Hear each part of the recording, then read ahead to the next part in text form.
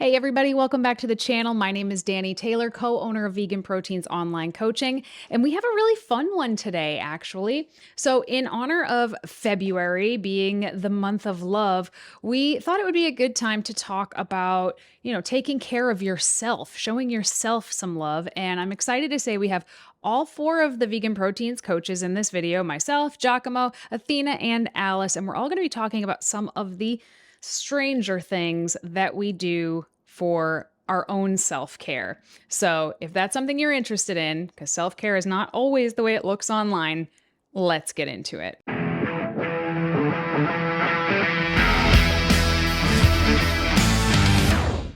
Hi friends! Today we are going to talk about self-care. So we're going to talk about some unconventional ways to practice self-care. Starting with a nap. I know naps get a lot of hate, but getting the rest that you need is not something to be shameful of. Waking up at a later time, sleeping in a little longer, those are not things to be ashamed of. As long as you're getting your daily duties done and getting things that you need to get done. I think there's just like I don't even know the word for it. There's so much crap for people who sleep too much or sleep in or stay up or whatever it is. It's like you have to wake up at 4 a.m. or you're not doing good enough. But we all have our own time clocks and you need a nap sometimes. So also dancing, turning some music on, some music that makes you feel good, not like some sad Sam Smith, because that's my go-to.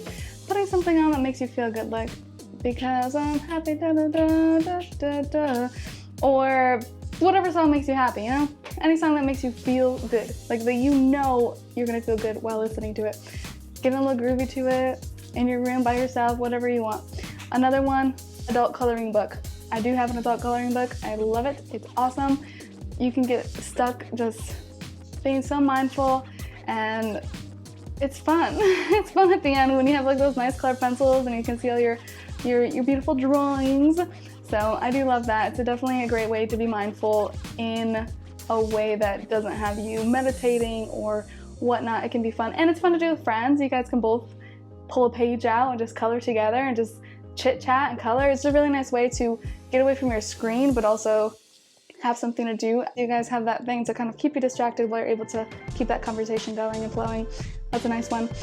I love to text my family and friends that I love them, just randomly. I wish I could say I do it all the time, every day, but we get busy, we all have lives, and that's something that I really enjoy, just saying, I love you, or I think you look amazing, you're beautiful, you're great, like I miss you, I appreciate you, and just really reminding the people in my life how much I love them, why I love them, why I appreciate them, why they're so great. I think it's really, really nice because making other people feel good is going to help you feel good, or at least it does for me. Hobbies. I just started some new hobbies. So this is going to definitely vary depending on the person and your circumstances, but if you're able to afford to pay for some kind of class that you've always been interested in, I highly recommend it. Maybe you have something local, like we have something local here called like a Princeton Adult School, and basically they have classes that are maybe like 4 to 6 weeks. They're a set price, usually under $200, and you get to go to 6 weeks of classes once a week and learn a new craft or something that you've been interested in. I think that one's really, really fun. I just started singing classes and piano classes, so that's been really, really cool and fun. But I know that's not everyone's, it's not in everyone's budget, which is okay because we also have YouTube.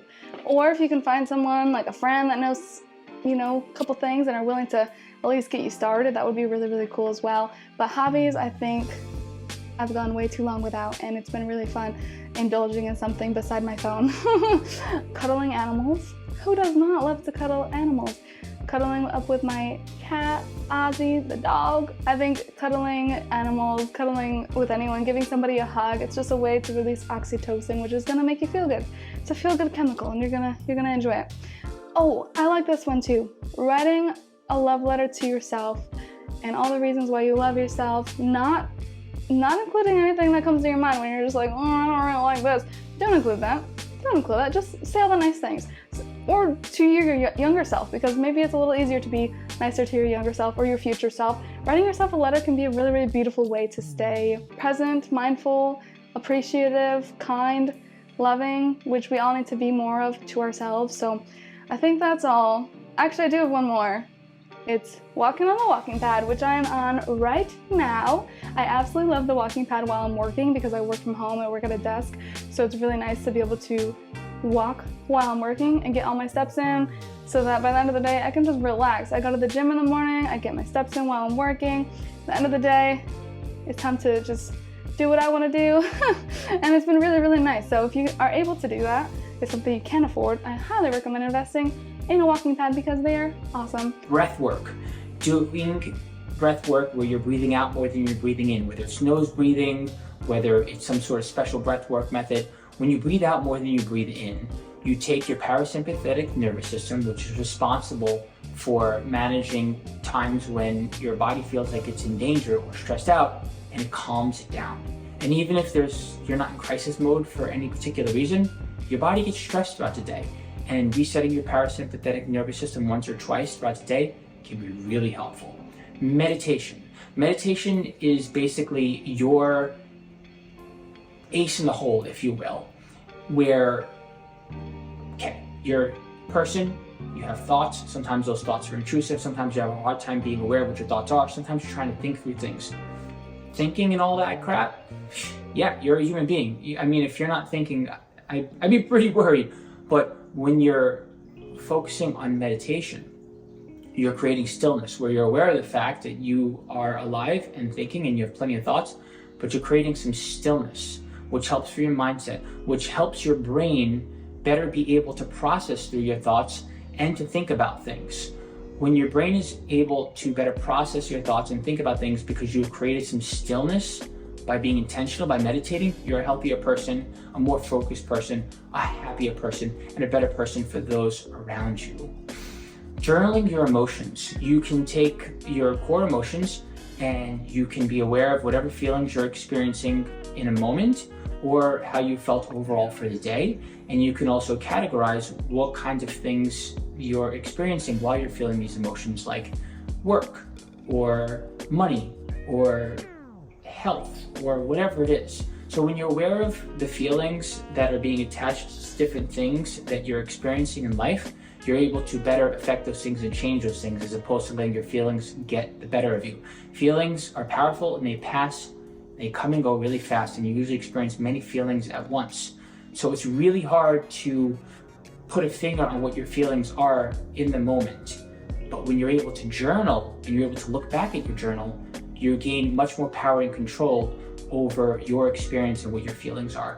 Me personally, it's a game changer for me. If you're an iPhone user, a little tip for you, they have an app in there that's now, a part of that app is now focused on mental health, and you can actually graph and categorize all of your feelings and what their what your experiences are for the day and for different moments. And then you can see what things are being impacted by your feelings or what things your feelings are impacting.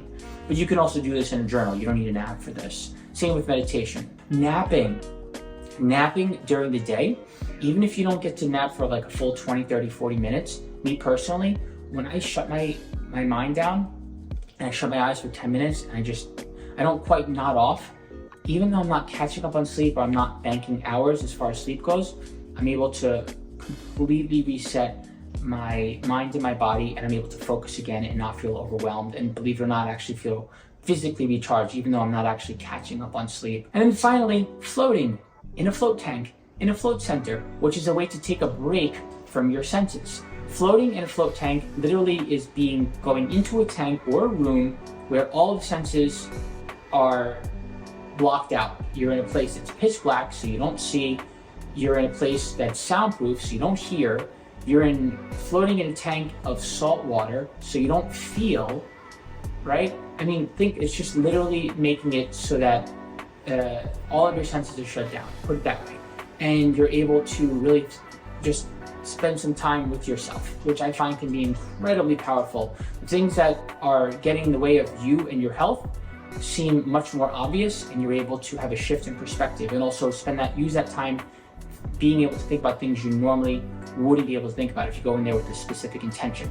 Float tanks are incredibly cool. One of the stranger things that I do for self-care, and I do this with a fair amount of regularity, is I get in my car and I drive like a fairly long distance while listening to music that I love and singing it very loud in the car. I probably look like a crazy person at stoplights, but I don't care because this is so like therapeutic to me.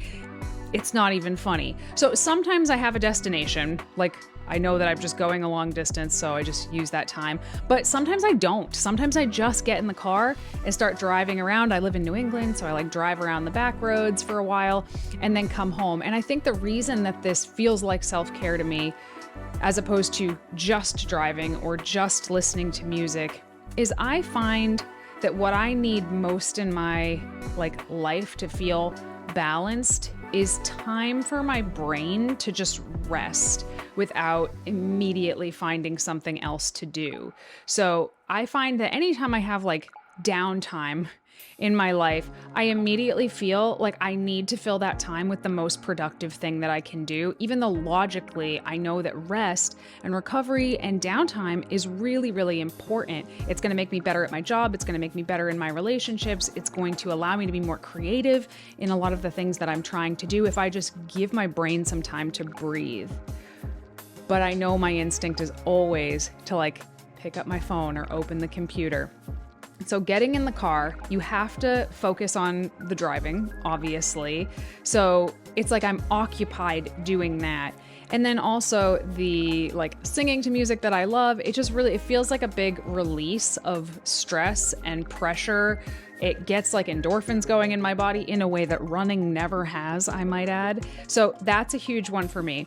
The next one is very much along the same lines, and that is in the evening doing something like a puzzle or a paint by number, something that requires my hands to be busy and my mind to kind of focus on something. Same way it has to kind of focus on the music, my hands are busy driving. When it comes to doing puzzles, like jigsaw puzzles, my hands are putting the pieces together, but also my brain is kind of focused on finding the next piece. So it's just enough stimulation from the things that I'm doing so my brain doesn't immediately go, oh, this is boring, I need to go do something else, or we need to be more productive. It is doing something. And that, it's almost like I keep the front part of my mind busy.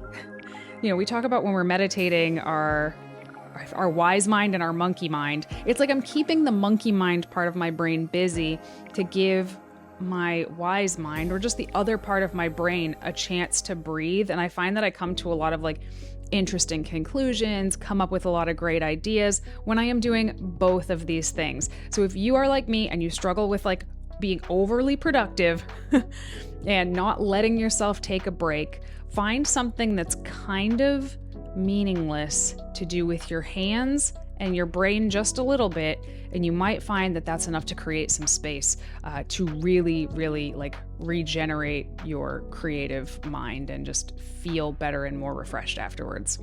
Number one for me is scheduling time to just purge, organize, and literally clean stuff.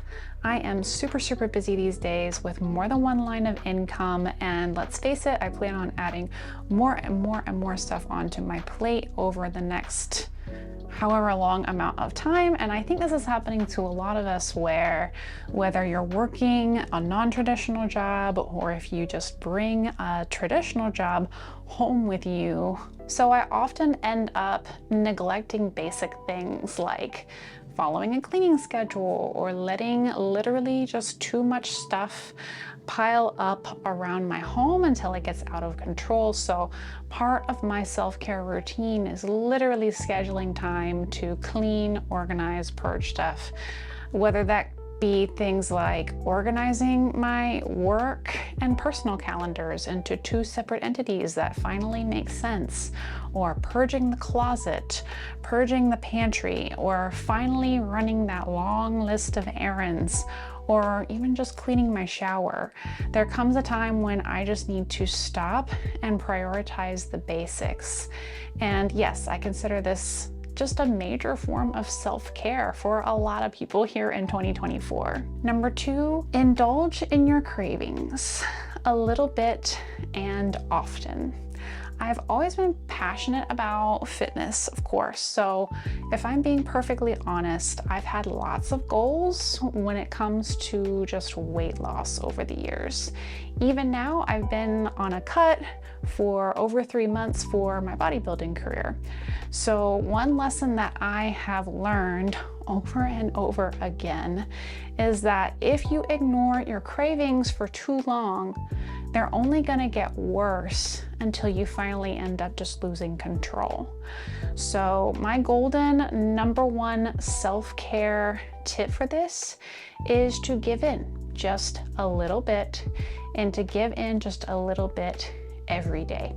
I have found this to be just the best way for me to maintain a healthy relationship with food, with my body, with my sanity, and it just helps me actually better stay in touch with my hunger and fullness cues. So whether that be, like making room for a mini ice cream sandwich, or a couple pieces of chocolate, or even a pastry, I always have something small to enjoy as a treat.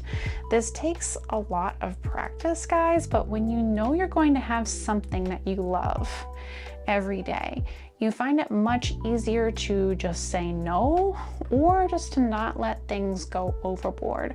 For me, the trick is to schedule my treats like at the same time or around the same time every day. For me, this is like 6 or 7 p.m., by the way, and keeping them in your home or just planning them in advance. By the way, this can also mean like taking something from the office home with you to save it for later. This has been like a major game changer for me, just to help me understand that like there will always be more treats, and that they aren't forbidden, and that they don't hold any control over me. Tip number 3 is just to choose yourself at least once a day. We choose things like choosing to chase our dreams, choosing to invest in yourself or in your education. But on a smaller scale for me is just a lot of times it translates into having purposeful downtime, like away from screens, away from noise, spending time in nature, spending time journaling, or time expressing gratitude to myself and to my loved ones. Even just having time to be bored for a little while and be alone with my thoughts. This life-changing habit is what led me to start seeing a psychologist and take control over my mental health a little over a year ago. It also led me to getting to know myself again. So it's just been tons and tons of personal growth. On top of that, choosing myself helps me literally find more bandwidth to help others as well. It feels like I'm growing my soul, both personally and professionally. All right, everybody. Well, I hope that you appreciated those tips. Which one of those ideas was your favorite? Or more interestingly, I think, what is a strange thing that you do that feels like self-care that maybe you haven't heard anybody else talk about before? Leave it in the comments down below. I can't wait to check them out. And if you are interested in getting coaching from any one of the coaches that you saw today, go to VeganProteins.com. Click the one-on-one coaching tab, learn about it, fill out an application. You'll hear back from us immediately, and we can see if it's a good fit and help you get to your goals. So if you liked the video, don't forget to like the video, subscribe, hit the bell, all the things I'm supposed to tell you to do at the end of a YouTube video, and we'll talk to you soon. Bye.